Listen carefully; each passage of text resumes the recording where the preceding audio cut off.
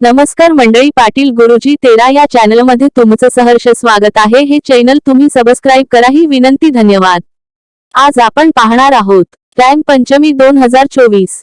जीवनात यश मिळवण्यासाठी रंगपंचमीला हे 3 उपाय करा। आपल्या धर्मात रंगपंचमीचा सण अत्यंत महत्त्वाचा मानला जातो।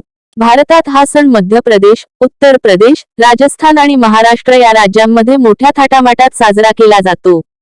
फाल्गुन कृष्ण पंचमीच्या दिवशी रंगपंचमीचा सण साजरा केला जात असल्यामुळे या सणाला रंगपंचमी, श्री पंचमी किंवा देव पंचमी असे म्हणतात। हिंदू कॅलेंडरनुसार यावेळी हा सण मार्च 30 रोजी साजरा केला जाईल। रंगपंचमीला ही उपाय करा। 1. रंगपंचमीला भगवान श्रीकृष्ण आणि भगवान श्री हरी विष्णूला पिवळ्या रंगाचा गुलाल अर्पण करावा। या दिवशी श्री हरीला पिवळा गुलाल अर्पण केल्याने तुमच्या वैवाहिक जीवनात गोडवा आणि यश मिळेल।